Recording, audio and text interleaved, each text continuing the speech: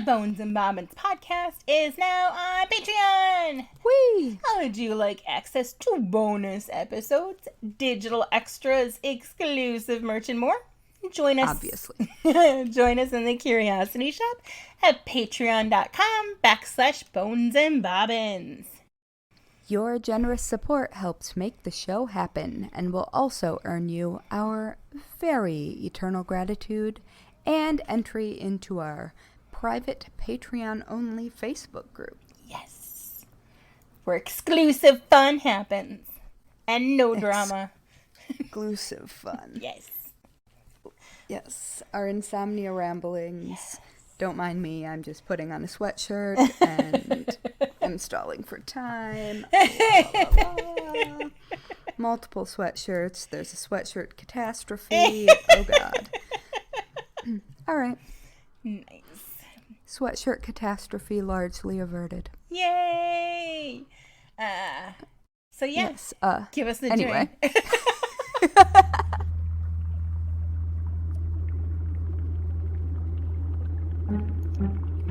In a dusty old shop on a forgotten old street, you'll find two witches with books 3 boxes deep. Next to rusty old needles and faded red thread, you'll come in for yarn, but leave with pigments instead. Whether poisons or patterns, we're always discreet, where creepy and crafty and morbidity meet. Welcome to the Bones and Bobbins podcast. Hello, morbid makers. We are your slightly creepy, mildly disconcerting, somewhat sinister, delightfully discomposed, opaquely odd, merrily morbid, marvelously misanthropic hosts. And this is Bones and Bobbins, Season 3, Episode 14, There's No Place Like Utopia. And how? I'm Haley from Red Handled Scissors and the Very Serious Crafts podcast, and I go by she and her. And I'm Natalie from Uberdork Designs, an official true crime creative, and my pronouns are she and her. It's true. It's true. So how you doing? Hey, hi. Oh, Sup? hi. I am having what those on in neurodivergent areas call autistic burnout. So I am literally missing words, like as in the neurons are not doing the things. So some things just don't exist. So if I cease to make sense, which I might, I'm not having a stroke or anything. I am just... It's the tism. It's the tism. So much the tism. The tism. Yeah. Yeah. Anyway, how are you? I'm okay. I'm okay. Still plugging through with the endless chaos that is life. My youngest has the COVID. Ugh. Because there just has to be something all of the time. All of it. You know, because there's, 6 planets in retrograde, and it's me. I did get the most hilarious phone call from my eldest yesterday.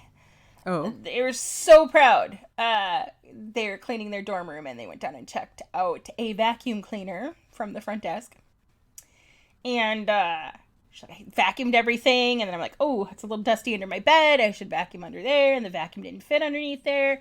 So I used the hose attachment, and I laid down, and I was vacuuming. She's like, and I don't know what switch I hit. Long story short, I ended up getting her ponytail sucked into the vacuum cleaner. Ponytail is fine, hair is fine, head is fine, ego a little bruised. And I could just laugh hysterically because that is something that would 100% happen to me. So they were like, I don't think I'm going to borrow the vacuum anymore. And I'm like, or maybe just don't lay down and use the hose attachment. I don't think that... Wear a hat. Right? I think there's a way we can probably avoid that from happening. So, Mercury's amazing. got jokes. That reminds me of the first time I ever did my laundry in my dorm. And I had, for reasons unclear, and by unclear I mean for reasons that are my mother, a gigantic pink velvet blanket. Ooh. Oh, Now, no. I didn't like any of those things at the time. But it was like this bubblegum pink blanket. And I was washing, I guess it must have been sheets or something, and open the dryer. And the only thing I could see was this puff of bubblegum pink blanket that had perfectly encased everything else and was just like sitting in there like a perfectly expanded like ball of bread dough. And nothing else was visible. It was just this perfect pink blob. Nice.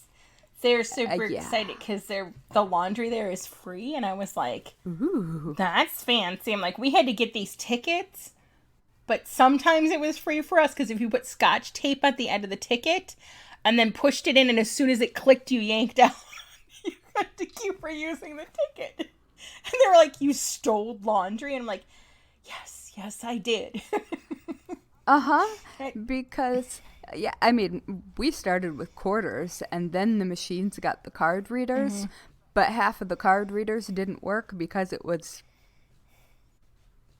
the year 2000 or whatever, and that just, it was not the most reliable.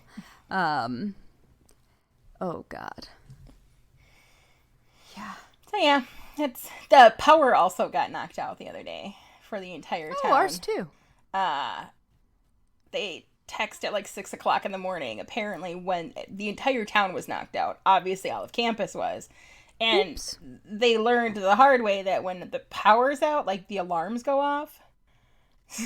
So, they panicked and was not happy and then had to go to classes anyway. But, so I feel a little bad because clearly Mercury's been affecting everything. Eldest, but at the same time, they are friggin' thriving. They started a craft circle. I forgot to tell you, Wednesday nights they started an entire craft circle where they there's a bunch of people that meet in at the same spot and everybody brings a craft project and just works on it and chills. So I feel so proud. I know, right? Yeah. Oh, that's great. So, mostly all of my updates are, offspring related. I'm just plugging along like, all right, I can do this. I set up my altar. It's so amazing. Finally. It's so I sent, listeners will not have seen it, but I texted Natalie a photo of it last night. And today, as it is the autumnal equinox, aka Mabon, I will be using the altar for the first time, and I'm really excited about it. Yes, so it's gonna be good. I'm excited for you. Set up. Yep. The rest of my workspace continues to be chaos because my best friend helped unpack, but there is still no place to put things away. So I have a lot of piles of categories. I call that creative piling, and I do that frequently. Like, I mean, I do too, but it's usually like an ADHD thing. When people or an OCD thing, depending on what kind of pile. My offspring will be like, "Where's the such and such?" I'm like, "Third pile over, halfway down, right above the." Like, I know exactly where it's at. If you look at it, you probably won't know. But my brain has that shit card cataloged, and I know where everything is. I completely agree. Yeah. Our local Facebook group, If anybody local happens to listen to this, I can only think of one person who might, but I made the mistake, kind of just asking our local Facebook group if anyone had any ballpark ideas of how many trick-or-treaters I should prepare for. That's a totally valid question. And it is, because, like, right, that differs pretty greatly in different areas. And also, I've lived in New York City for 20 years where trick-or-treating doesn't work that way. Right. So I, as an adult woman, have not done any of this since I was in college, dressed up going to parties. Yeah. Like, so I don't even know what the etiquette is. Yeah. And, I mean, obviously, I am currently knees deep in research on fun, allergy-friendly items. Yes. But also candy. Like, I have heard anywhere from like 20 to 300. Oh, shit.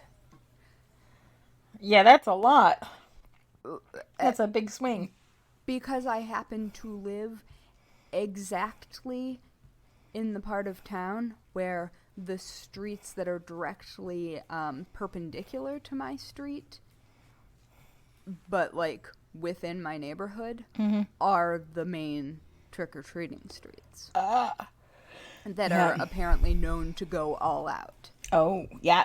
That's the thing, is kids, it doesn't matter where you live. If you know which houses give out full-size bars, which ones give out single, like, a kid, you were like, that's where I will go, because that's where the fun thing is. Like, y'all pile in a car and your parents drop you off and pick you up a couple hours later full of, sacks full of stuff. Yeah, well, and I mean, I don't know if that's how it works anymore. Yeah. But I'm sitting here like, and because I am, for all intents and purposes at this moment, from New York City, I am trying real hard not to give my actual location. Right. Except I live in a state with fewer people in it than my previous neighborhood. So. Yeah. And so it was one of those things where people were like, well, depending on where you are, because I gave my street name, but the street name kind of turns into about 30 different things and winds its way through town. Yeah. And so I was like, the big historic houses. Crickets. Wow. I was like, okay, the big historic houses that have the historic house signs on them. And then everybody knew exactly where I was. But some people gave me their actual addresses. Sheesh. Because, well, it's not like anybody who sees me and who knows the house that I live in, like, there's one of them. Right. That looks like my house, and I live in it. Right. And it is on a main road. Yeah. So anybody who has seen me, like, there was one woman who was, like, I have just sort of seen her around on the Facebook group. I don't think that I know this person, although she may or may not have been the person I hired to clean my house when we moved in. I can't which all of a sudden makes a lot more sense. But she was just like, if I remember correctly, you lived in it. And I was like, who the fuck? How do you know that? But then also, like, everybody would know where I live. And so it's one of those weird, like, tiptoeing. I'm a police officer's kid. Yeah. I am used to being very safe. Right, and anybody could be in those small groups. town. Right. Where everybody knew everybody, but I've lived in New York City for 20 years. Right. So it is one of those weird things. Like, you can say in New York that you live, like, on Henry Street between Orange and Cranberry, which is where I lived, and, like, 300 people will also live there. Right. But yeah, so it's very weird, and I'm not sure what I'm supposed to be doing. I still don't know. Recommend the little trick-or-treat packs of Play-Doh. Ooh, that's fun. We've done those because they're not, I mean, yeah, it's not food, but it's still fun. And it's not toxic. Well, I think I'm going to do both. And so, anyway, that's excellent. What I'm going for. I'm also really strongly thinking about full-size candy bars. You would be that house. I would. I mean, it's such a dramatic house. Yes. Yes, it is. And I do have a costume. Oh, yes. I love which it. I haven't tried on yet, but whatever. Anyway, wow. As we can see, my ADD medication is not working at the moment. But it's Halloween, which is always very appropriate for us to talk about, so hey. I know. Oh, actually, quick note, if you're wondering where episode 13 went, join the Patreon. They got the lucky 13. It's true. Because I lost power. Yes, but we talk about the teddy girls and topless duels. It's true. And those are both absolutely not jokes. And they are our hot historical girlfriends. So Indeed. It might be worth joining the Patreon. Although now that we are 22 minutes in and I am still rambling, perhaps we should thank our Patreon folks. That was kind of my amazing. That was kind of my goal, to work that in there. Listen, man, I just did not catch up. That's fine. I have now, though. So yeah, hey, thank you all of our fantastic Curiosity Shop members over on the Patreon. We don't have anybody today, but normally at this point in the podcast, we would give a totally normal and not at all creepy welcome to our newest members. So if you want to shout out of your own, join us. Yep. And you can share your address in the Facebook group, but Yeah, make sure it's on the Patreon though, because we send out things. Yes. At times. And by times. Wait, that came out so wrong. But also, yeah, I'm going to stand by it. It's fine. Yep. But also true. Yes. You're the best. Oh, you are the best. And we would totally go explore hidden old graveyards in the woods with you. 100%. And not only do you get really great secret surprises and episodes that just drop like that, but you get a huge backlog of Patreon-only episodes.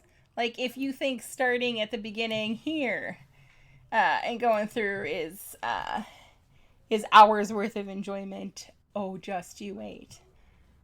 It's true. And we don't usually babble for half an hour first. No, it's just one of those days. Also, it makes a great gift, and holiday seasons are coming up around the corner, so you can also gift the joy of the Patreon. It's true. I also just realized that editing exists. Yeah. So maybe you won't be here in half an hour of this. Anyway. Oh, you will, because it's fun. You never know.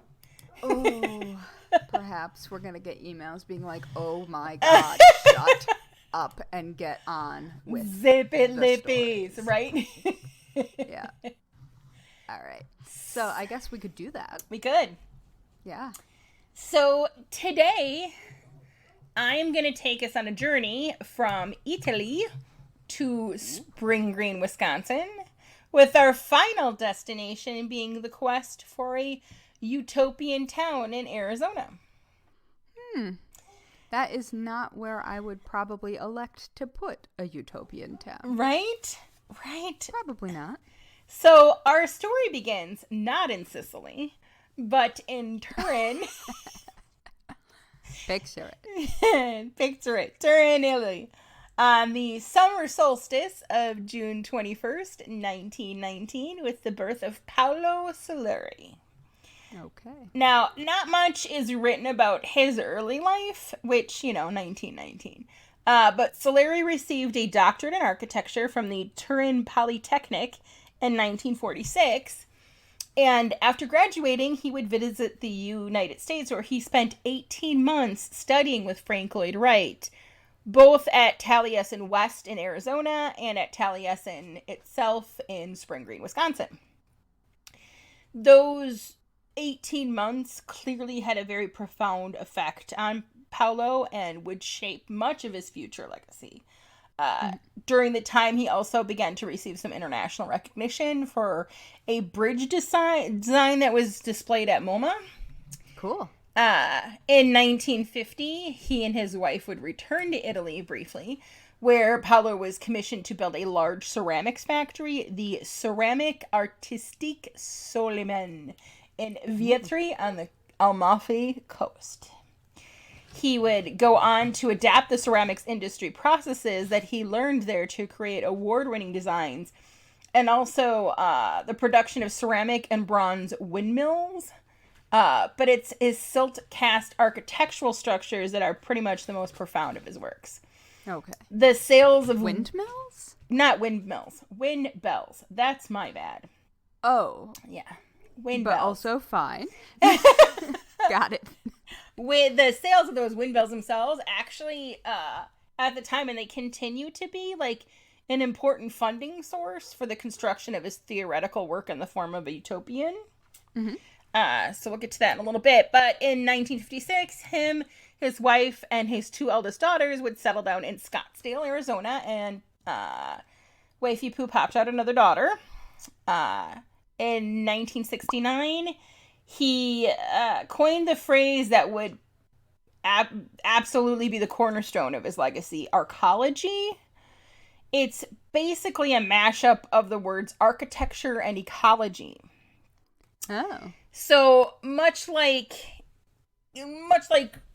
Frank Lloyd Wright, he believes that a completed arcology would provide space for a variety of residential, commercial, and agricultural facilities while minimizing the individual human environmental impact. So that impact on the environment was a huge focus, and where he and Frank were kindred spirits. Now, an arcology is different than just a large building. It's designed to lessen the impact of human habitation on any given ecosystem.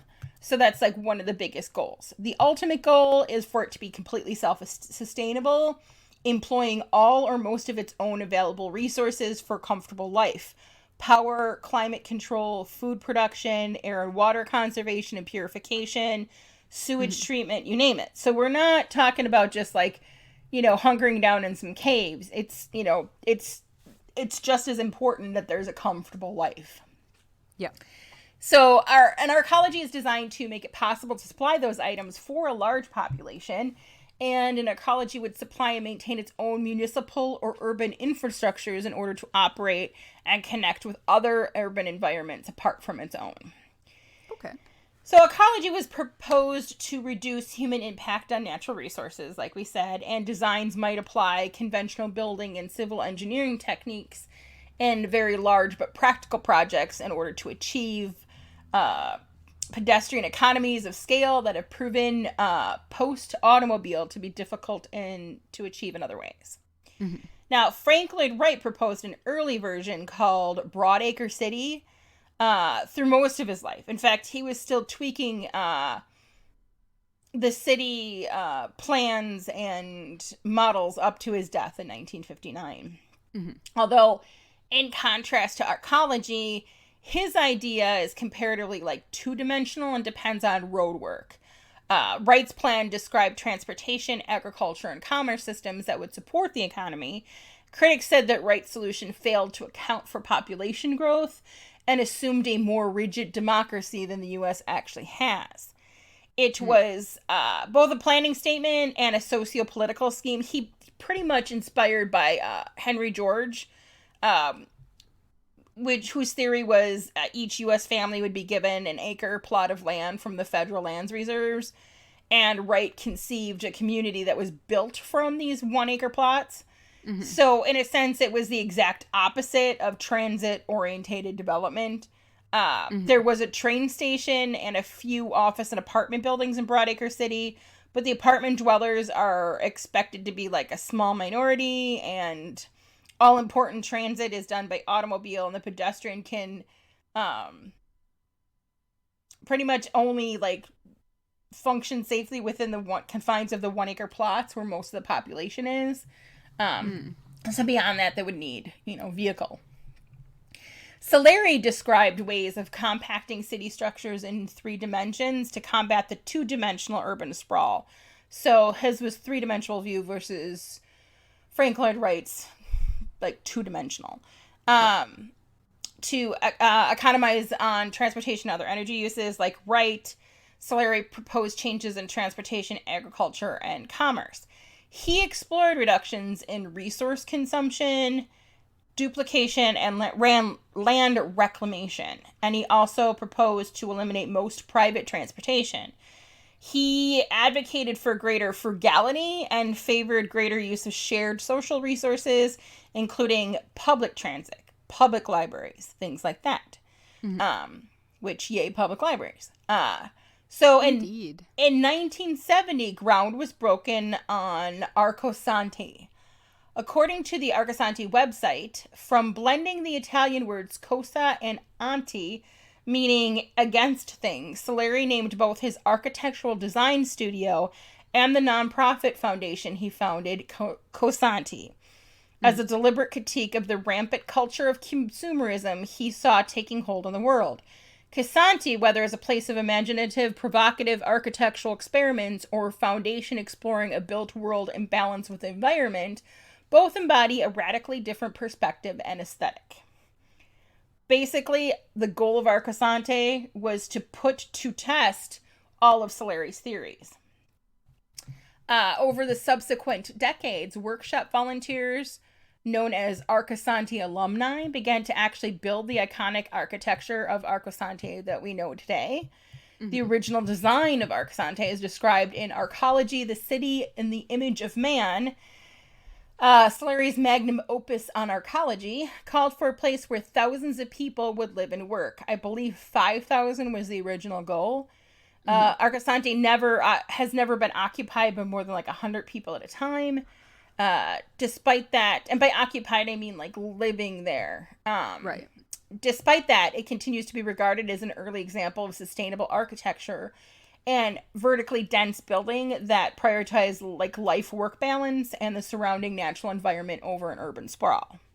Mm-hmm. Dubbed the Urban Laboratory in 1970s by famed New York Times architecture critic Ada Louise Huxtable, Arcosanti continues to experiment and test its own potential as a working alternative to urban sprawl, erosion of communities, and the neglect of environment, while supporting its residents to lead lives that are rich socially, energetically, and economically. There's 13 major structures that have been built on the site, some several stories tall.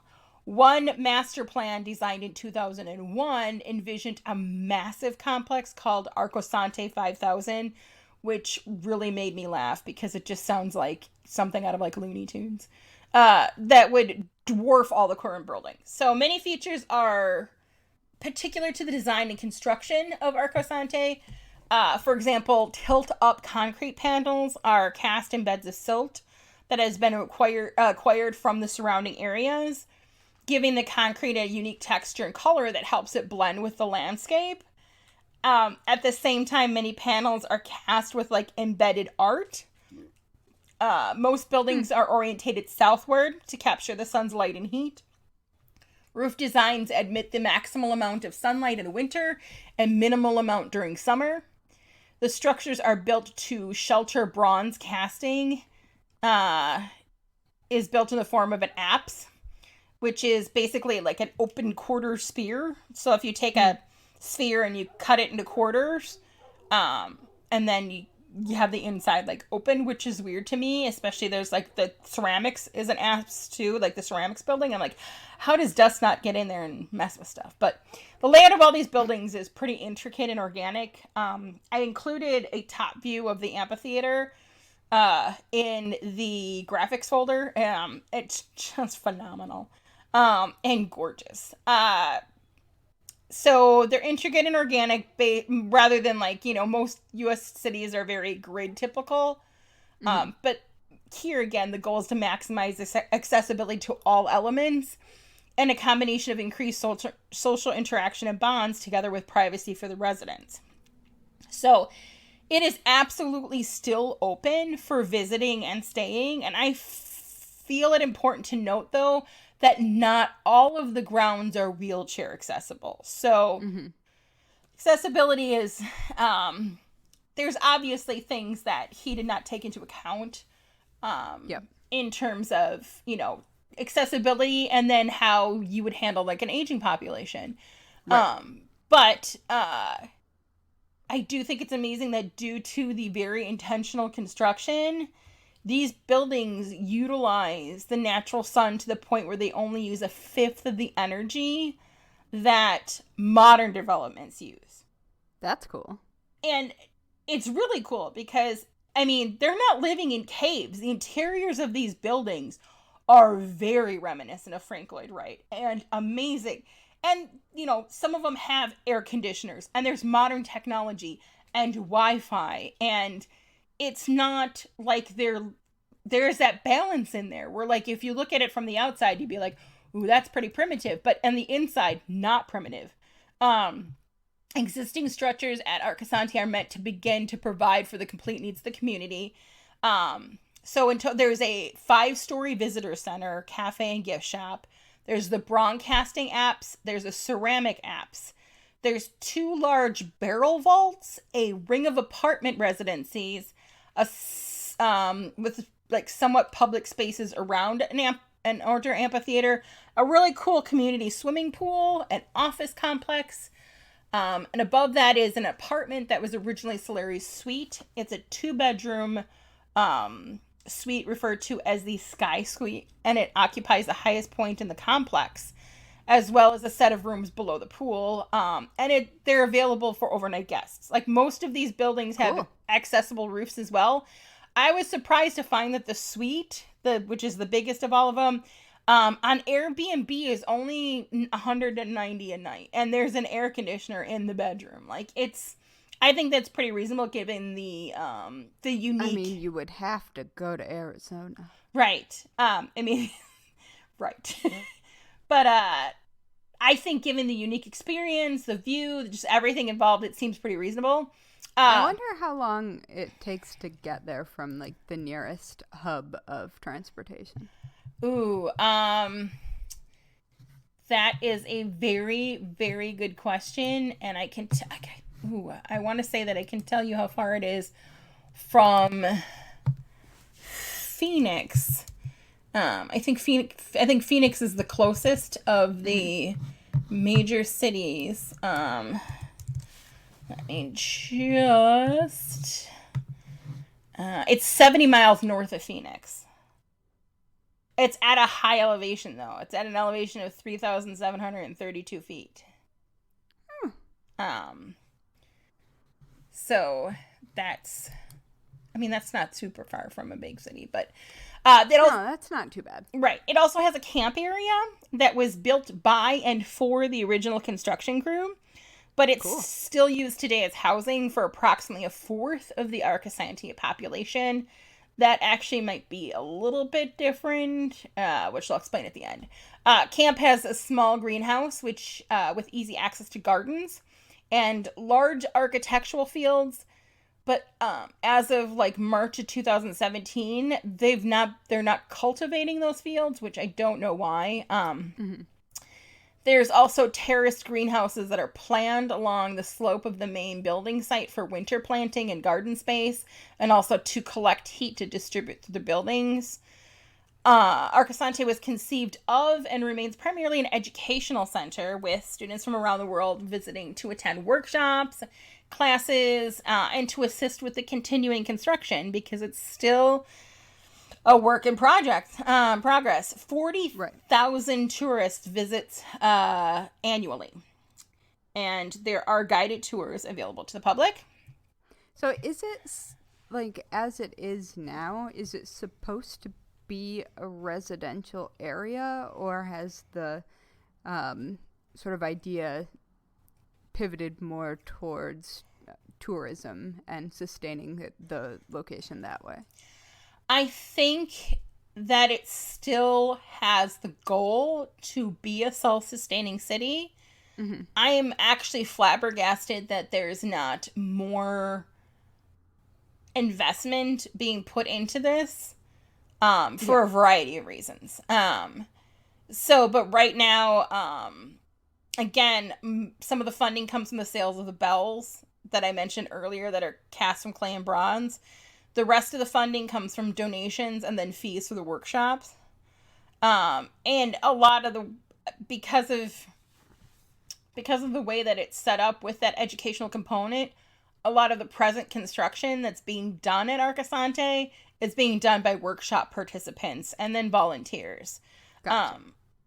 I do feel it's also important to note that the average salary for Arcosanti, for much of its history, has been barely above minimum wage. Which has been barely above? Yeah, which is not ideal. No. So, starting in 1970, so here's like the structure of it. Participants have come to help build Arcosanti by enrolling in these workshops. So then there were traditional 5 or 6 week workshops where they attended lectures about Paulo and the principles of arcology and design while gaining hands-on learning experience while aiding in the construction.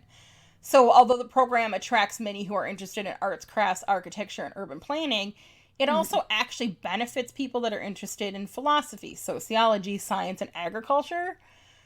Today, the workshops are much shorter in duration, like 1 week at a time or less, and they focus on learning, including experiential learning. So a lot of them are like glass blowing, silk casting, photography, and other hands-on activities for the workshops. I would absolutely love to do an art workshop there, and much of the town actually delights me. And I would think that given the issues that we face with the climate and our population growth, that this would be a much bigger focus for us to like direct some resources to.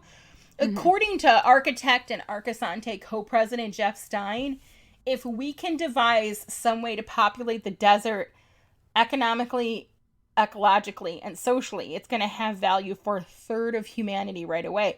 And that's the goal. That's why it's in Arizona. That's like true. The goal of it is to take the desert land and turn it into a livable town. I mean, we have so much desert in our country. Again, like that, it strikes me as an opportunity for people to learn skill sets, to learn, I mean, you can learn almost anything that has to do with public planning and, I mean, so many things in an environment like that. It kind of baffles me, that it's not, more well known and more resources being directed to it, because I would love to see this actually come to fruition, because it does have that balance in there where you see these people that have like taken a break from like the tech industry to like go out there and figure out things. And there's a couple of videos that I've attached. One guy's like flying his freaking drone over the land. And it's, it has such potential. Like out of many utopians, I see it as having potential and being like not cult-like or creepy. I bet that probably one of the main prohibitive factors as far as it growing is probably that the internet isn't fast enough for like tech people, right, who would often be like the people who would move out to these ridiculous places. Right. I imagine, and I'm just going off of the fact that it wasn't until very recently, like the last couple of years, that we could get internet fast enough to move to where we live now. Yeah. Just work-wise. And that makes sense. So And I don't know. I'm just guessing. no, I mean, and it would make sense that would not be something that Paolo would have necessarily factored in. Certainly not when it was originally conceived. Yeah. Although since it's in the desert, I wonder if there's less atmospheric interference for like satellite internet and stuff like that. I mean, I still don't think it would be fast enough, but there's potential. There is potential. And I mean, if it's at least reasonably close to Phoenix, you could, like, Google could lay fiber. Yeah.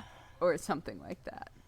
So that's really interesting. I can't believe I haven't ever heard of this place before. Right? Same. Especially, yeah, it just... So, sadly, Paolo died April 9th, 2013, at his home at the age of 93.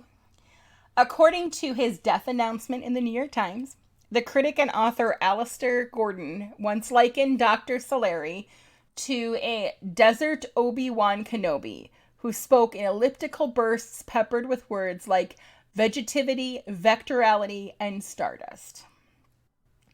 And, wow. And I truly wish that I could end our journey here, but that's not how we do things. And while I would love to have hugged him, I also really want to punch him in the nads because fuck this guy. Uh-oh. In October 2010, Daniela Saleri, Paolo's daughter, resigned from the Cosanti Foundation board, citing abuse by her father. Oh. She stated that some of Saleri's inner circle had been told decades earlier, but nothing had been done about it at the time. After the resignation, Saleri stepped down as chairman, but the board made no public statement on the reasons. On November 13th, 2017, Daniela posted an incredible article on Medium, which I have linked in the show notes, discussing her father's abuse.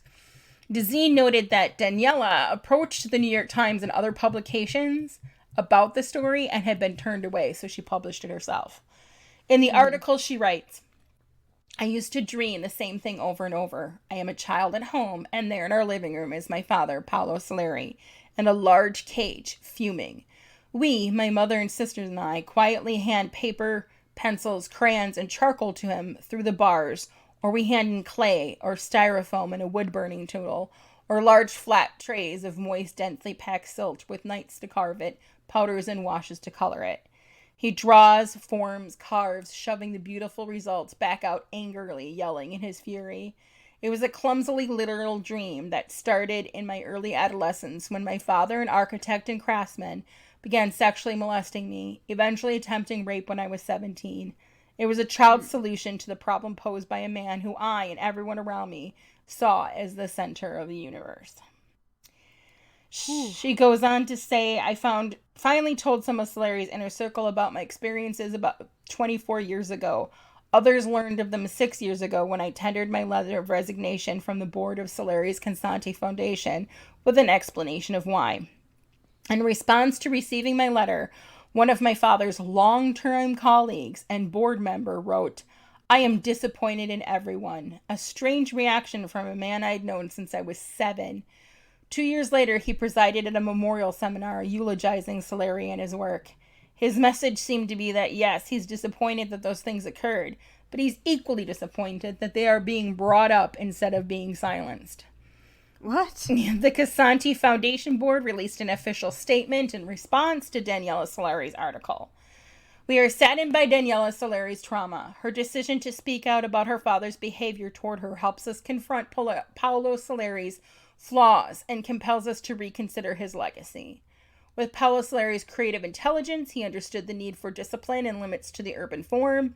However, his narcissism prevented him from understanding the need for discipline and limits on abusive behavior. We support and stand firmly with Daniela. We know that Arcosanti and Cosanti are much greater than the ideas of one man. Over the past 50 years, more than 8,000 participants from all over the world have contributed to Arcosanti and Cosante through our workshops and programs. Our work in urban planning will continue. It was considered radical 50 years ago and has proven itself relevant today. Our goal is a built environment inspired by Solari's architecture that fosters community, integrates the natural world, and nurtures the best of human nature. As for the future fate of Cosanti and Arcosanti, a full circle moment happened in 2020. Frank Lloyd Wright's School of Architecture at Taliesin changed its name to the School of Architecture and moved its campuses to the Cosanti and Arcosanti sites. School Dean Crit Slash told Dizine, the Cosanti residence and studios will serve as the main campus, while the experimental town Arcosanti will be an additional site. First reported by the Architects newspaper, the news came as the school severed ties with the Frank Lloyd Wright Foundation after the two failed to come to a financial agreement. The split means the school, which Wright established in 1932, needed to leave the buildings that are owned by the foundation and find a new name. The School of Architecture seems to be thriving in its new campus and offers a 3-year immersive Masters of Architecture program designed for students who thrive in a multifaceted environment focusing on rigorous design, critical thinking, and hands-on learning. Ooh. So, right. I was like, damn it. Because I was like, this is amazing. I want to hug his cute little old. And then in my research, and it's sad to me that I had to like dig a bit to find it. But when I found it, I was like, oh shit. Yeah. So, wow. Again, I highly encourage people to read her article. I mean, like, that's as trigger warning as it gets. I mean, she doesn't go into details, and it was pretty much at the height of the Me Too movement that it got written. And she goes into how we give passes to who we deem important men and don't hold them accountable because we're somehow in fear that invalidates the things that they've done. And then how we try to separate the man from the artwork. And she says, and I say man because it's most statistically, it's men. Yes. Even old white Italian men. So, that is Arcosanti.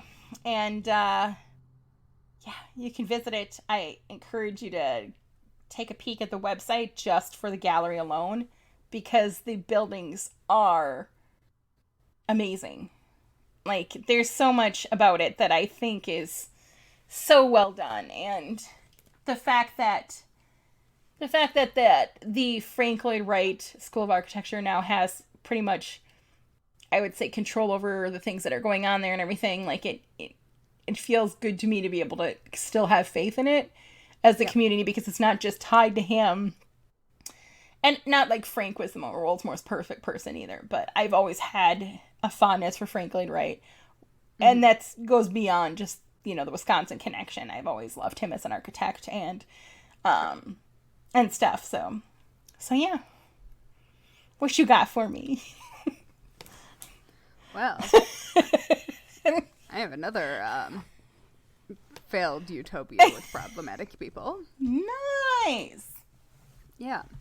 So I'm going to tell you about this little place called Celebration, Florida. Woo! Celebrate. Yeah. And I'm fairly certain that most people who were kids in the 90s, the 1990s, do I need to say that? Anyway. In the 1900s. In the 1900s.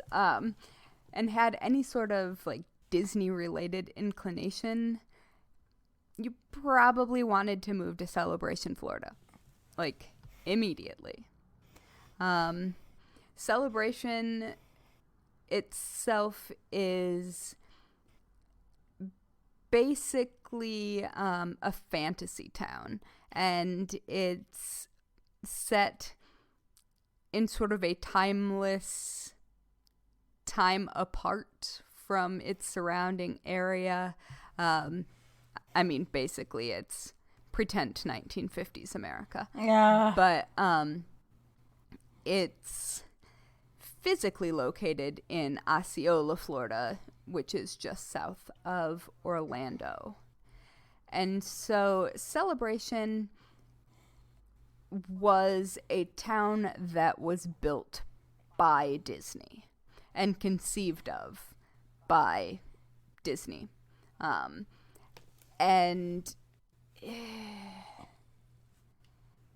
it went all right for a little while. For like a minute, it was good.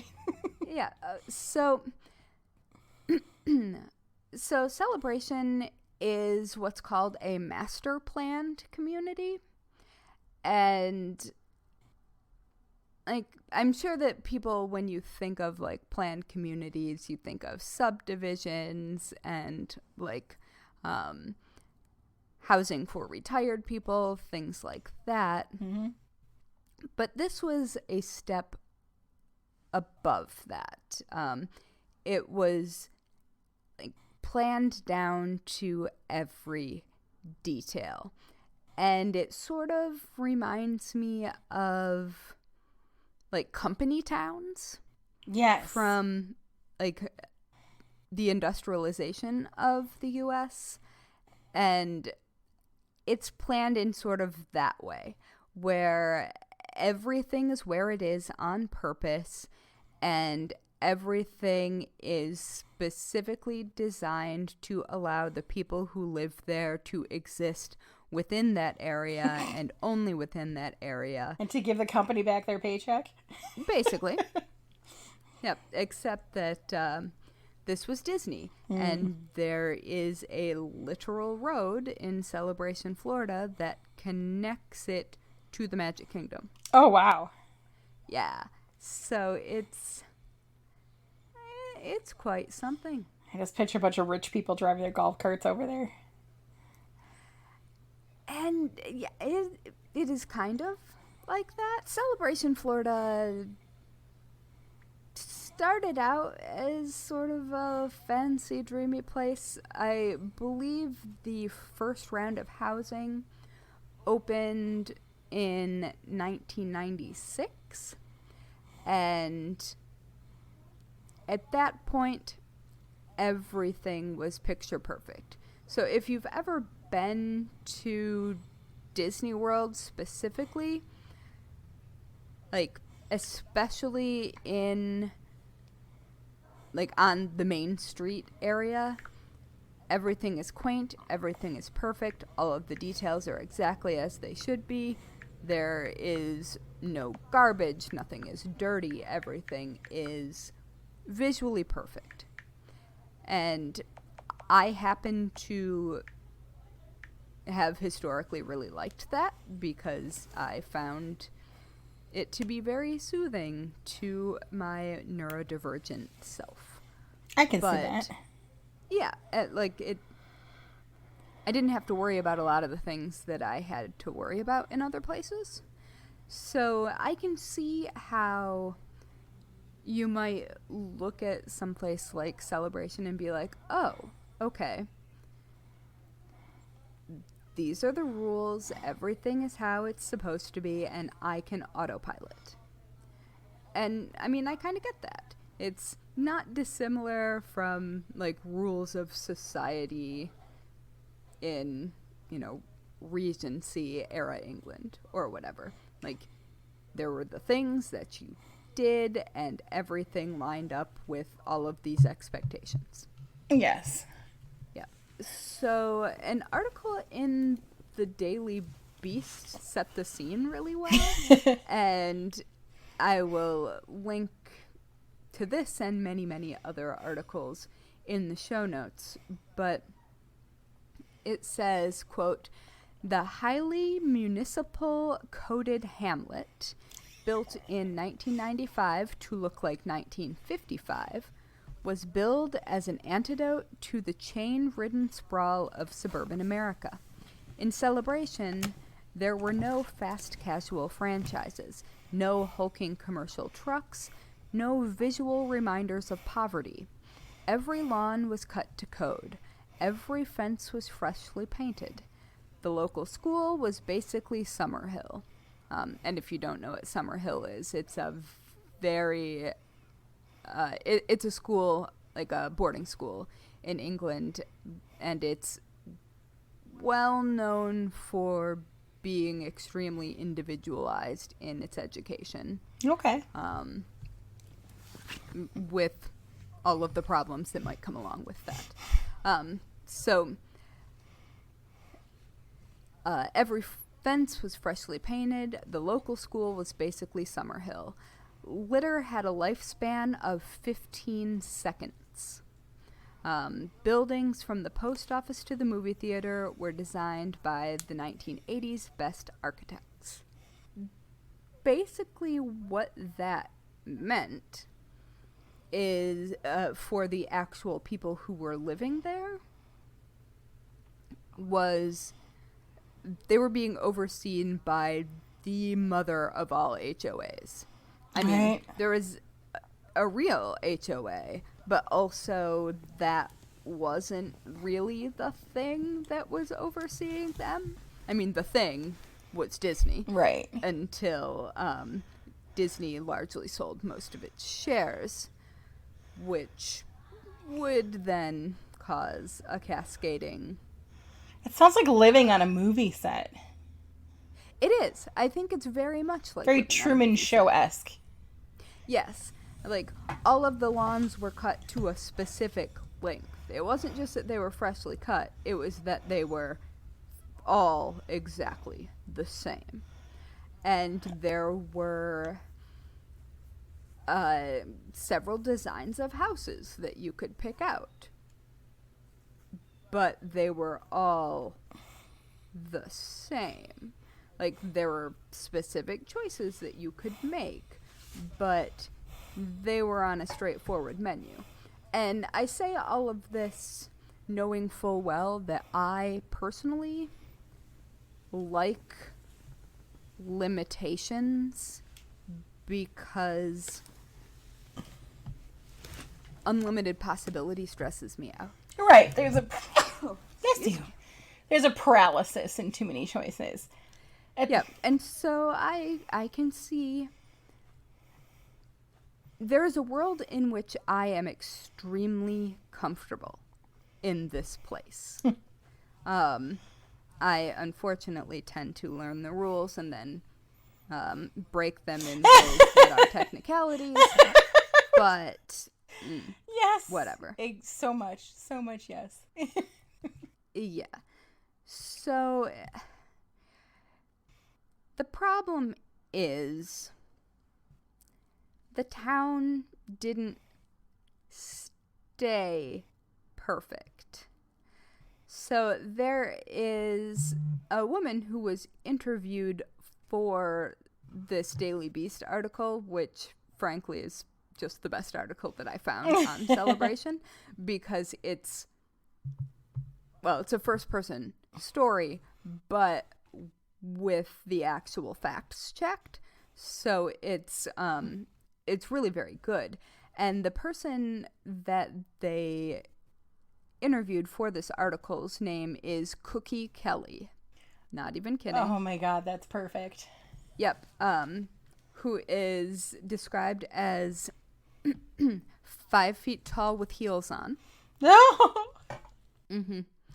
And like, she was super excited to live in Celebration. She was one of the early adopters. Like, it was exactly what she wanted to do.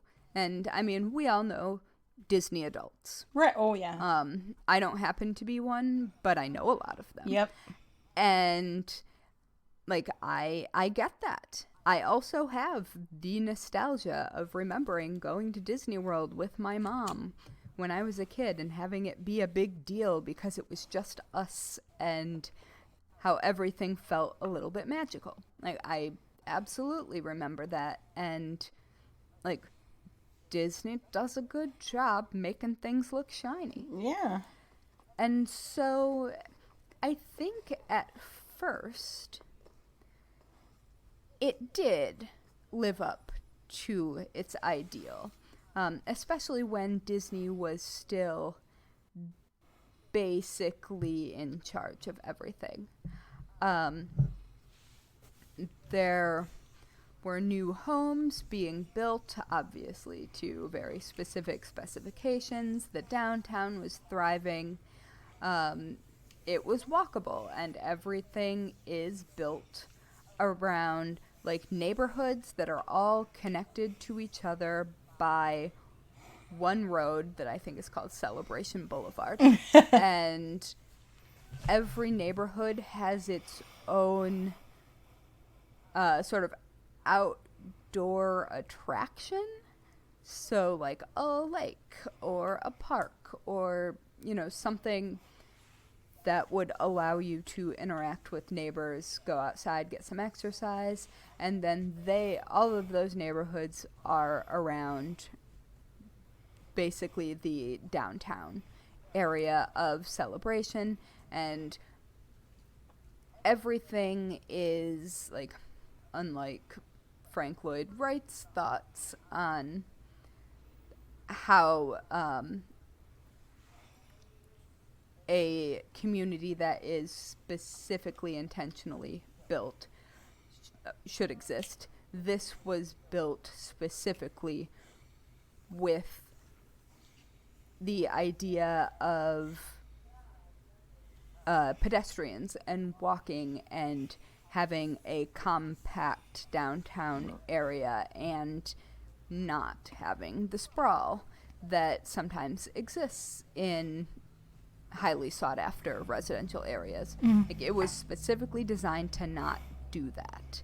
And it was also specifically designed to be an exclusive community. And I mean, there are like 37 different problems with that. Right. But there are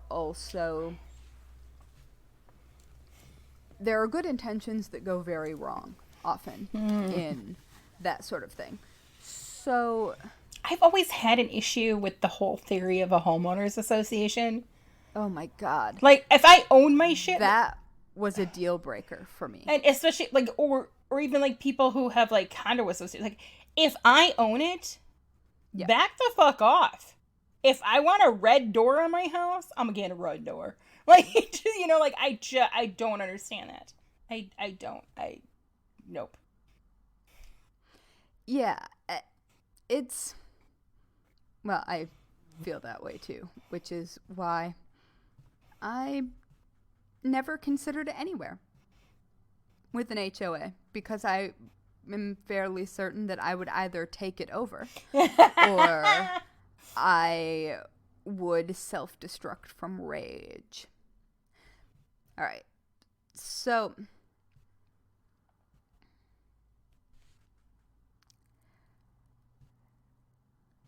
the weird thing about Celebration, specifically like condos that are in Celebration, is that the residents themselves own only what's inside the condos, not the outside. So, like, So they rent? if their roof leaked, they couldn't do anything about it. Okay. That had to be taken care of through, I mean, basically the HOA. And that largely didn't happen. And it largely didn't happen after Disney basically sold most of its stake in Celebration to an outside property management company in 2004. And after that, the cracks started to show, both figuratively and literally. Like, when I talk about this place being like eerie and planned and Stepfordy, I'm talking like down to the fonts on every street sign and storefront and park trail marker and fountain and manhole covers. Like, all of that stuff came special order from a design firm called, and I shit you not, Pentagram. That's funny. Although I totally, yeah, I mean, I would expect nothing less than that. Um, Even just with my experience with like bids and business districts and how having just that the outward facades have some kind of uniformity. So I can imagine that there'd be like an approved font for street signs and Yeah. And there's nothing wrong with any of those things on an individual level. Right. There's nothing wrong. Like, I mean, I think probably every town has, and this is, of course, coming from having spent 20 years in New York City. Mm-hmm. Like, all of those fonts are standardized. Like, all of the signs Right. are standardized. Like, none of that is weird. Right. And all of them say, the property of the city of New York on the bottom. And sometimes they have the mayor's name. And, like, they all look the same. And most, at least on the highway system, most things look the same. So I mean, none of this is weird. It's just a problem when it all gets together and becomes overwhelming, and then nothing can get done. yeah. And so Cookie Kelly wrote a blog called Rescuing Celebration. Disney's ideal town is falling down. And this is like, that is the entire theme of the blog, not a blog post. Like, this is the entire blog. Cookie. Yeah. I'm gonna read those blog posts. Oh my gosh. I've linked to the blog. It is like, if ever you wanted some serious small town gossip, excuse me, like, this is the tea. Like, with scanned copies of documents and handwritten notations. Yes, like, I would expect nothing less from Cookie. yeah.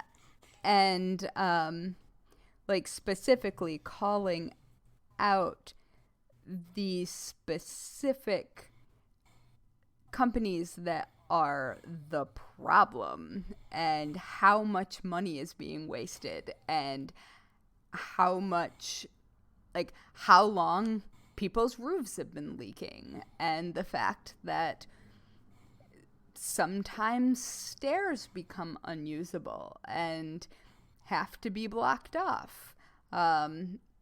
That some homes have been deemed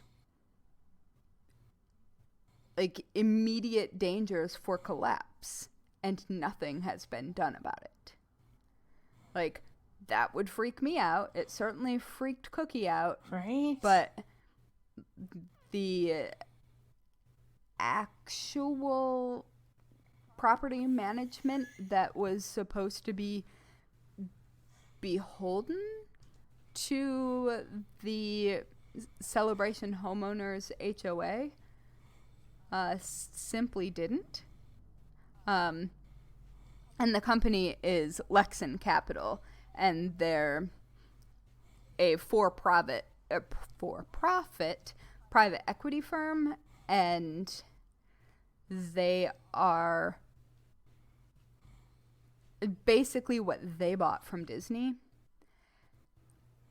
was the rights to the town center, and didn't really give a shit about the villages, which are the neighborhoods surrounding said. Oh, Yeah. I just looked up a picture of Cookie. Yeah. And so here is a quote from Cookie's blog. The looming towers of the Caesar Pelli designed AMC Theater glow warmly in the night sky, keeping up illusion that all is well in town center, despite 10 plus years of darkened screens and empty lobbies. Lexan has been content to collect significant income from AMC, all the while either never actively considering qualified replacements or perhaps unable to secure a tenant which might satisfy the stringent underwriting requirements of a lender. Oh, Cookie. Yeah. Should Lexon need to refinance their significant town center debt in, say, for example, the next year, back of a very big envelope, my all-in estimation of annual cost to commandeer this architecturally significant white elephant add up to $500,000 to start. Change my mind. Yeah, so basically this investment firm bought this perfect town from Disney, except for the problem is, though all of these things were designed by like top architects and look beautiful, they were all constructed in haste and with relatively cheap labor. And there was like the craftsmanship simply wasn't quality. Yeah. And so it doesn't matter that the designs themselves were probably fine. The execution really wasn't. Yeah. And so you have all of these things that look very pretty from the outside that are literally, not figuratively, literally falling down on the inside. Oof. And it's going to be because of all the same labor and materials being used. It's just going to be a fucking ripple effect where it's all going to go at the same time because, you know, it's all underneath the same workmanship and materials. So like if one goes because of that, the rest of them are going to go too. Yeah, and it isn't cheap to live in Celebration, and it sure as hell isn't cheap to be part of the HOA in Celebration, which in theory, like my understanding of HOAs is that members pay money so that this larger association can negotiate contracts like plowing or trash pickup in areas where that isn't a municipal thing. Right. And like maintenance and yard work, like things like that. And I know that they don't all do that. No, but yeah. But the higher end ones. Right. do. Or if the, aprons need repaving, is that a city versus personal thing and how far it sticks out? And yeah, there's all kinds of crap that's involved with that.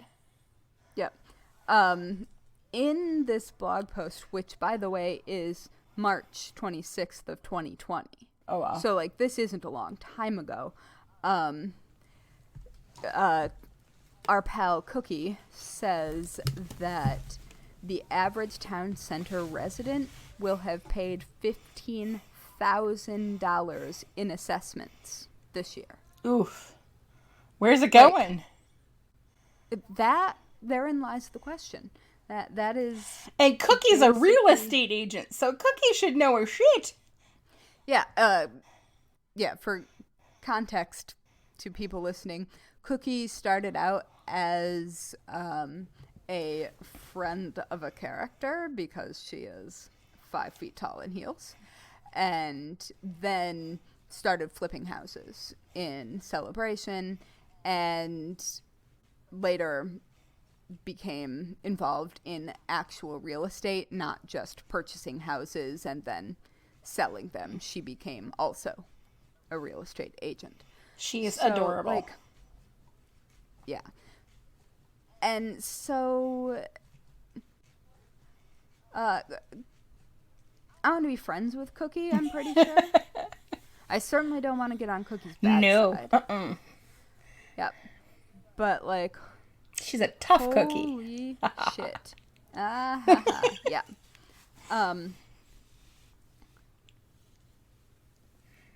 Yeah, I highly recommend that people read If you move, Cookie Kelly's blog. if you move in the neighborhood, she's the house you deliver freshly baked cookies to and go, "Hi, I'm new." Fuck yes, it is. You're like, hello, I would like to speak to who's in charge. Cookie is in charge. All right, so while all of this bullshit is going on,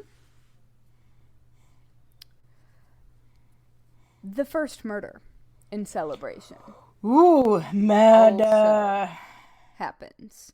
So the first murder was Thanksgiving weekend of 2010.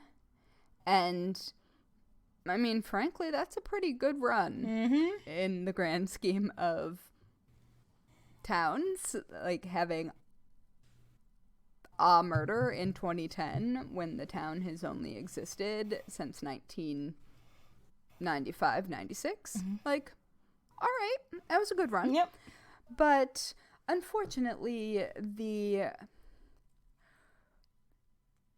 person murdered seems to have been, and I'm going to say seems to have been because I haven't been able to find current updates, and so last I saw, all of this was still within legal processing. Ah, okay.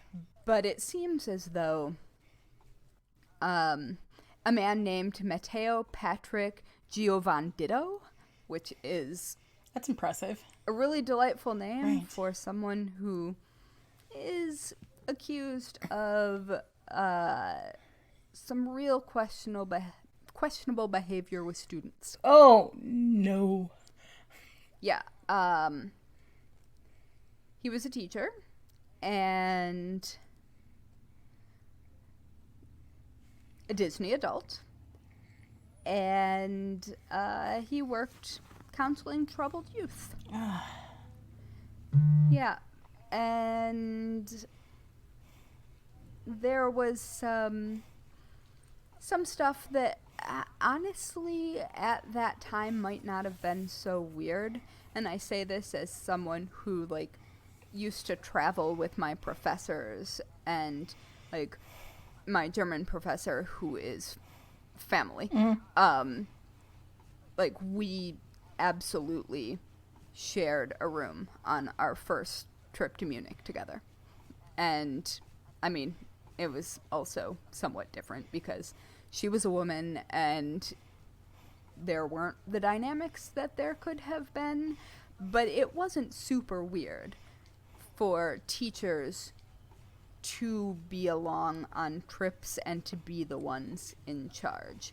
Like my swim coach Chaperones. used to travel with us to like state competitions, and we would stay in a hotel room and there wouldn't be parents. Right. I mean, And yeah. I mean, he would stay in a different room. Right.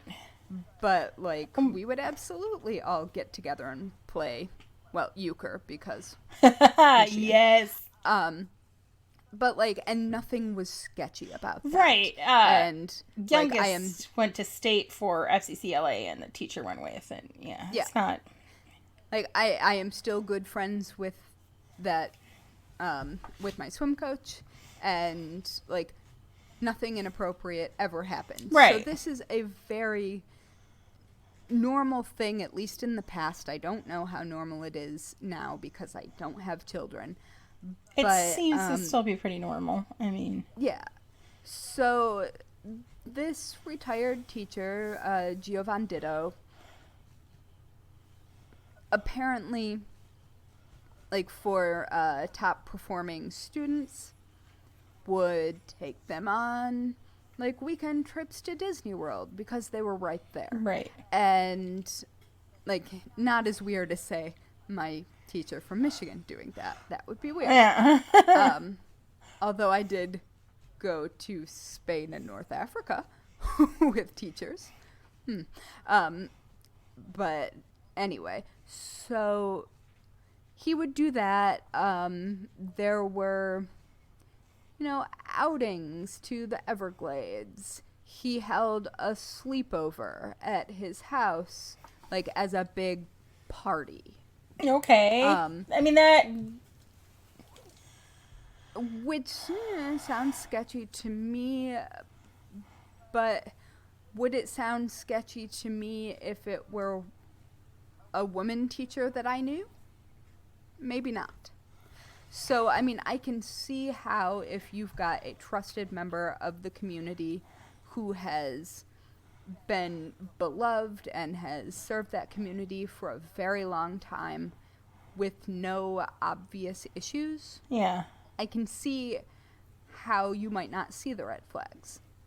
Because we can all think of people who are like, oh, like, that's weird when I say it out loud, but it's just this person. Right. And it's fine. And it most of the time is fine. It was not fine with Giovandito. Ugh. And he was found hold that thought. I have scrolled away from the description.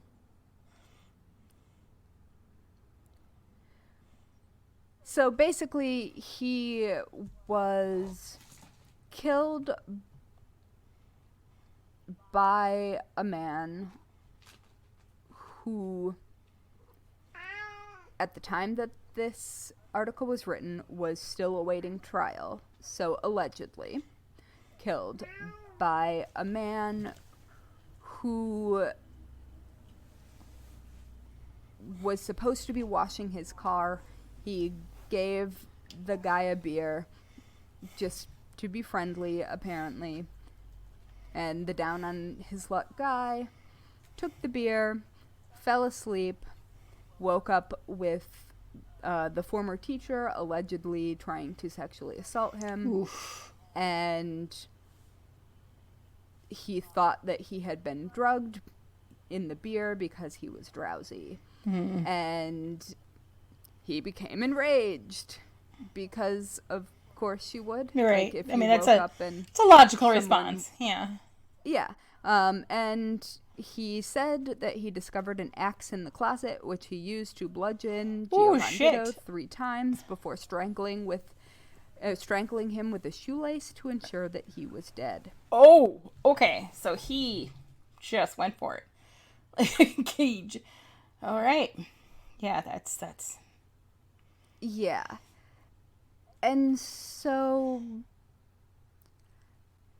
it would seem, at least from what I've read, that this teacher or this person isn't the only one to then come forward about problematic happenings with Mr. Giovandito. I don't know how this particular homicide turned out, and I also don't feel like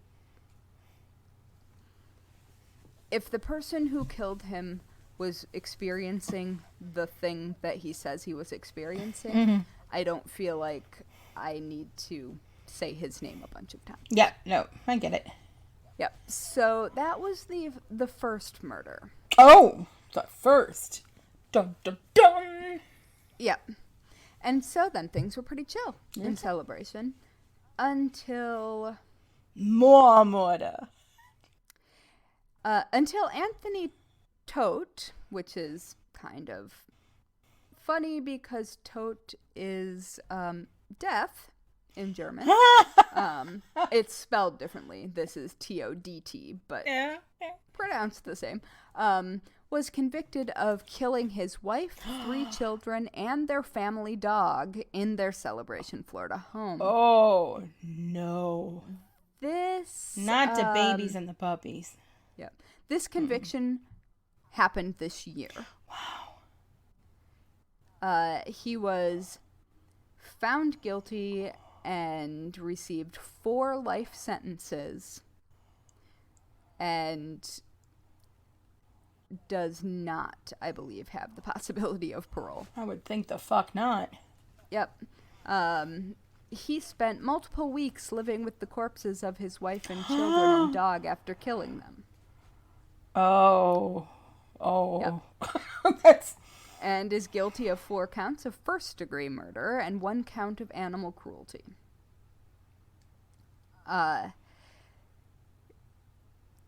the circuit judge, Keith A. Karsten, who handed down the consecutive life sentences.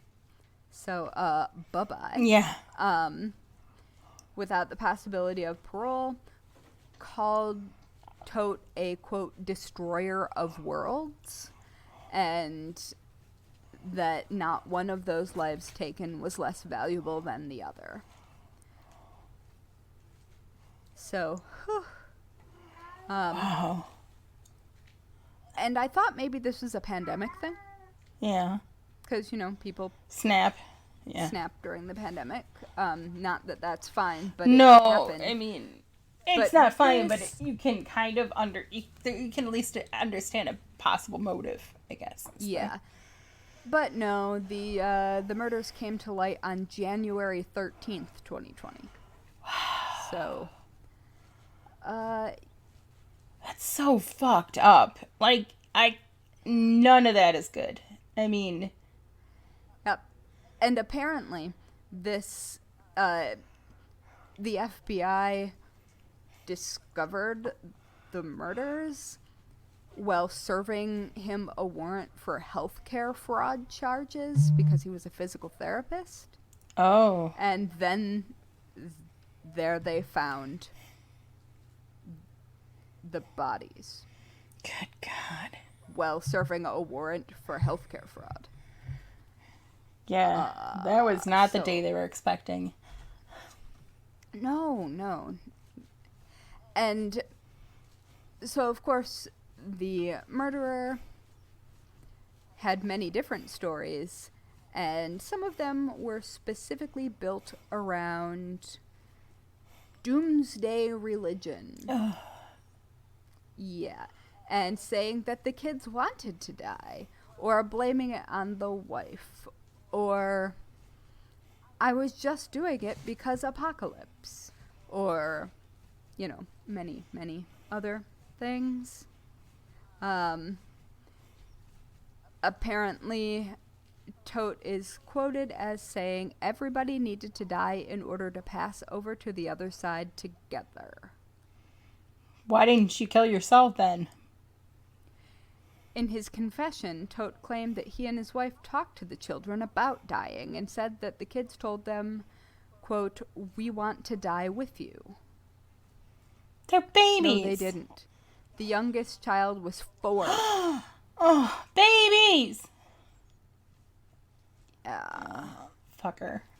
I hope he has a real rough roommate. Yeah. Quote, "I needed to save her soul. I wanted her to be with us."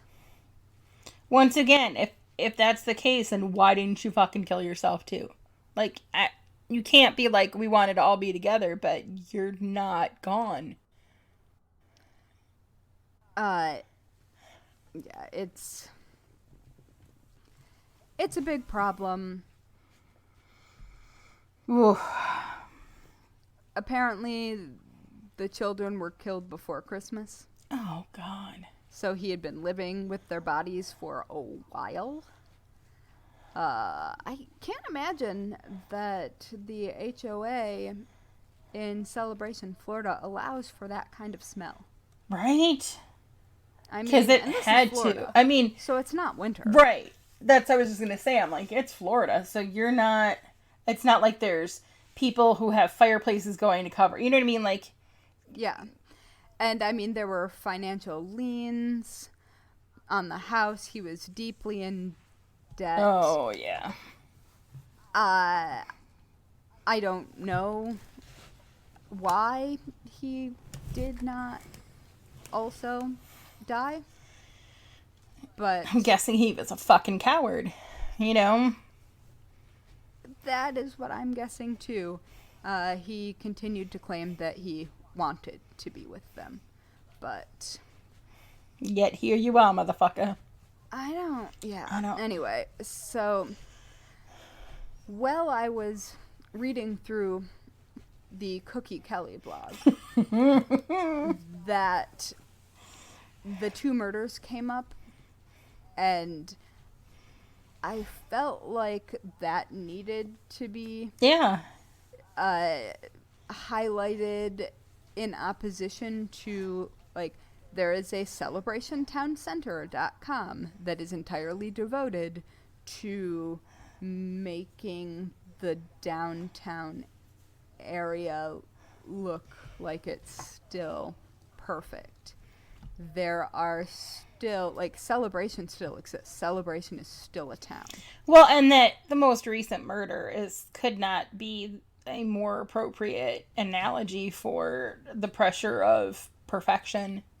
You know, obviously being so in debt and trying to live a life that apparently they couldn't afford, you know, like, which is zero justification or anything, but it just seems like dude got way in over his head, didn't know what to do, and I don't know if there was, you know, mental illness involved, but there has to be some kind to be able to live with your dead, to do that, and then to live with, yeah, there's something not right going there, but it seems almost appropriate analogy for the current state of the town.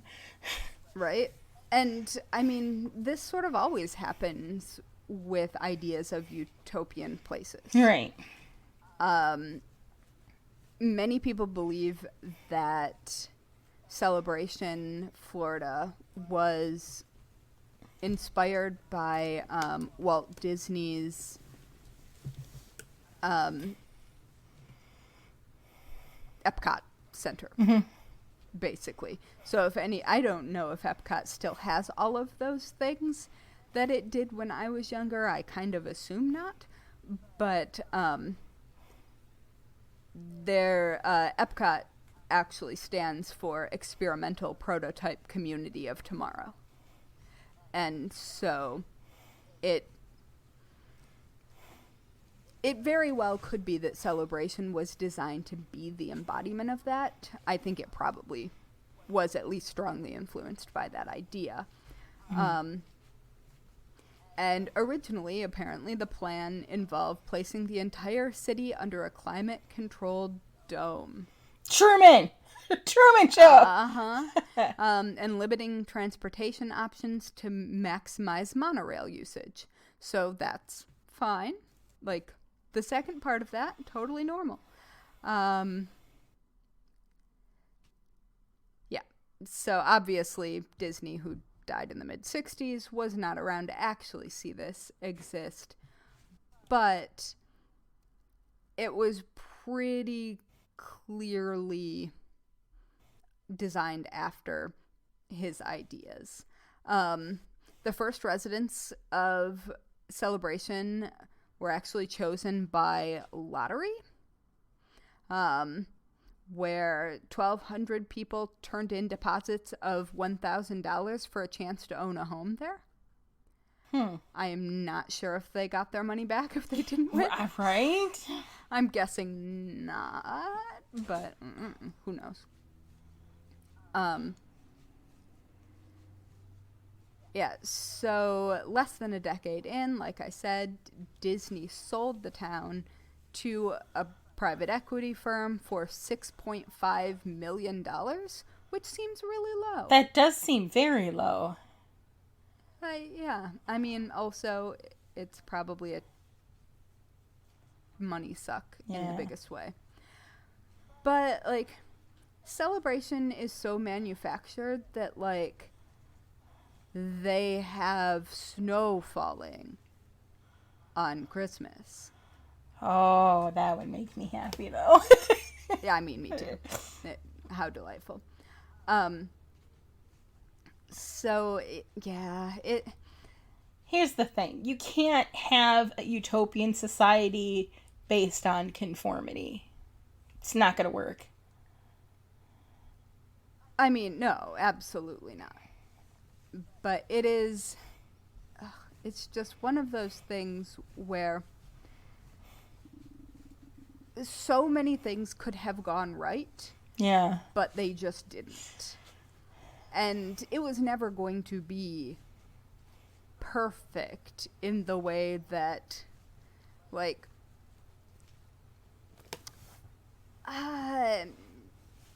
areas like this that are so tightly controlled smack of a bit of polished fascism. Yeah.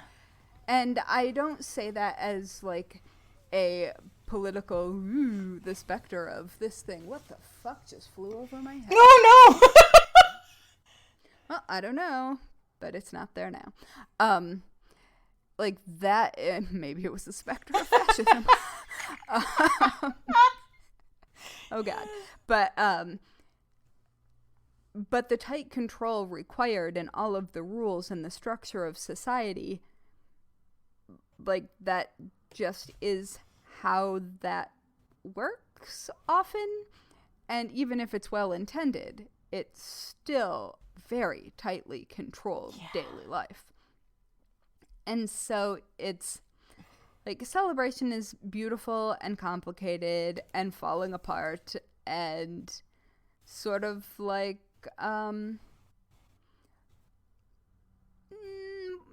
women who used lead on their faces. A little concerning underneath. Yeah. Yeah. So it's now the town doesn't really have much of a Disney connection, but it still has sort of that Disney vibe about it. It looks like it's pretty clear that that's where it came from. Mm-hmm. But none of the businesses are Disney themed or named after characters.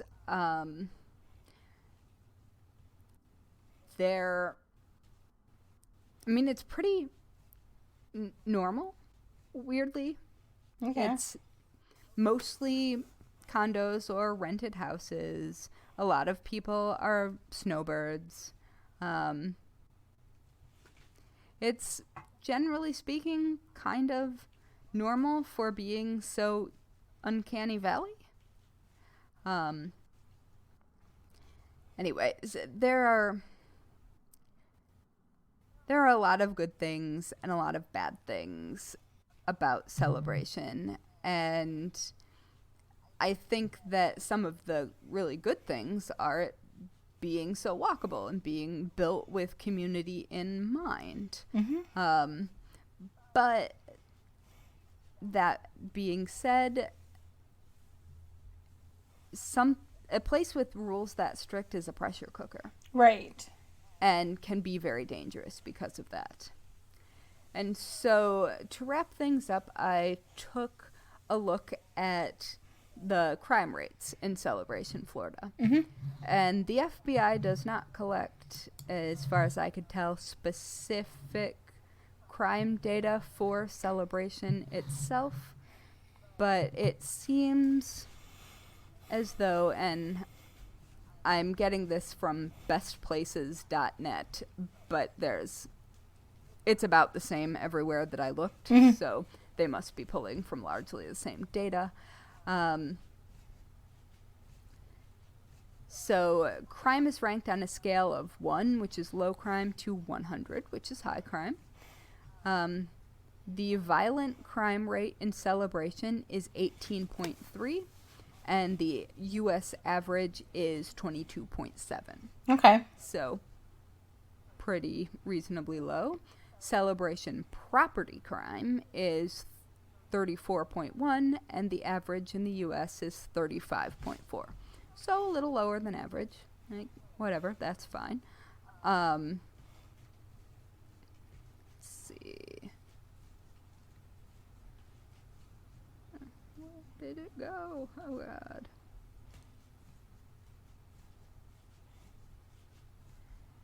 Yep, so Celebration isn't like a super safe Utopia, but it's also very much not a dangerous location. Major crime rates are still extremely low, although I would imagine like financial crime rates are probably pretty high. Yeah. This is just a guess. Nobody sue me. So I got curious then about real estate in Celebration, Florida. Having just purchased a house myself and having some understanding of the current real estate market.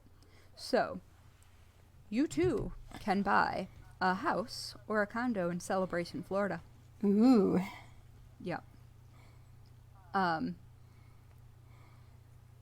They're on the pricey side,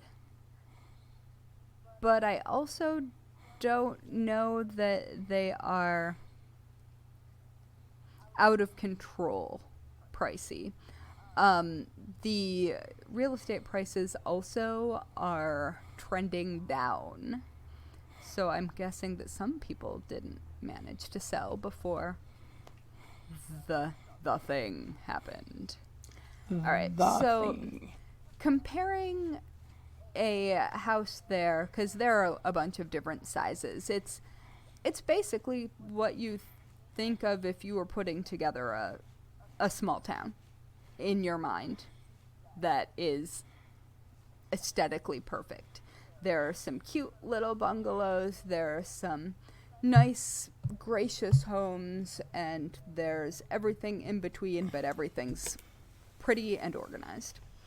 So a house that is almost exactly the same size as mine, that has 6 bedrooms, 4 bathrooms, 4,596 square feet, that it's a house that actually looks almost exactly like the house my brother and sister-in-law just bought. Oh. That is $1.5 million. Okay. Which for that area seems kind of normal. There's a similar sort of maybe mission style house that is about the same size and is also about 1.5 million. Then there are condos that have prices that seem like a wish. Okay. Like there's a condo for $749,000 for a 3-bedroom, 3.5 baths, and 3,000 square feet. Like, no. Right. I don't think so. Then there's a cute little 1-bedroom, 1 bath for $310,000.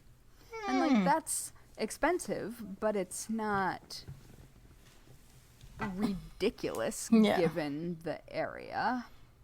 And so there are, like, generally speaking, the prices are falling, but there are some cute little places that may or may not pass home inspection.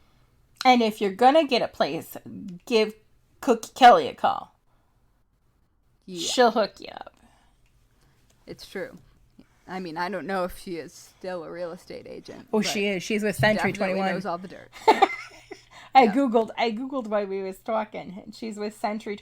This is her little photo on the Century 21. Oh, hold on. Oh, I love her. Right? Yep. She is. She looks like good trouble. Exactly. She's freaking adorable. Yeah, so she may well be selling any of these. Who knows? Who knows? I ain't buying it. Florida in general scares me. I have zero desire to go to Florida at all. Fucking men. For a brief moment, I wanted to go to the Dolly Museum, and then I was like, no, I'm fine. I'm fine. It is moist and just hot, and no. No offense to any Floridian listeners. I don't do well with humidity, and no. And I am also very pale. I've done Florida, but no. Yeah. My husband went to college in Florida. That seems like a bad idea. Yeah, the closest I got was I was looking at there is a design circus school in Atlanta, Georgia, that I looked at. But yeah, I'm very pale and I don't do well with humidity. So same. Just thinking it's not for me. So I guess we're not gonna get a swamp mansion. No, I don't foresee that happening. I mean, if I'm gonna have a swamp mansion, it better be in Louisiana. That's exactly what I was gonna freaking say. Then or Charleston. Yes, I mean. So yeah. Which I don't think would be a swamp mansion, but you know, moss. It grows on trees. Yes. Anyway, so that's Celebration Florida. It's kind of a mess, but a very uncanny valley organized mess. There you go. Yep. Which, I do not want to be in charge there. No. I wouldn't even want to be on that PTA. Nope. Oh, God. Which I believe that brings us to the weekly worst way to die. Wow, we really did come together at the end of that one. So what you got? What's your weekly worst way to die? Oh, I mean, Florida. And mine is desert. Just lost in the guess desert. We aren't going to any of those utopias. Yeah. Whatever, we tried. It's fine. We'll make our own. And on that note, that slightly culty note, do you want to be spooky internet friends? Yes. Or cult members, we'll take either one. You can find us on all of the social medias, Instagram, Facebook, Twitter, all of it, at Bones and Bobbins, or just pop on by bonesandbobbins.com. It's true. And don't forget to rate and review this podcast, unless you don't like the beginning rambling, and then just skip it this time, because it's not always long. Autism. Yeah. It pleases the internet gremlins when you do rate and review, and that's how we show up in recommendations so that other morbid souls can find us. Bring forth the morbid souls. Yes. And let us know, rate us and let us know what utopian society you think you could live in. What would be your utopian choice? Oh, God. Yes. That never goes well. I would just like to hear. Okay. On that note, let us leave you with some advice that you should never forget. Lock your doors. And don't run with scissors. Each episode of the Bones and Bobbins podcast is written and researched by Haley Pearson Cox and Natalie Hoyce. Our music was composed by Loyalty Freak Music. You can find us on Instagram, Twitter, and Facebook at Bones and Bobbins. Subscribe now on Apple Podcasts, follow us on Spotify, or check us out wherever you listen to your favorite podcasts so you won't miss a minute of our strange and creepy content.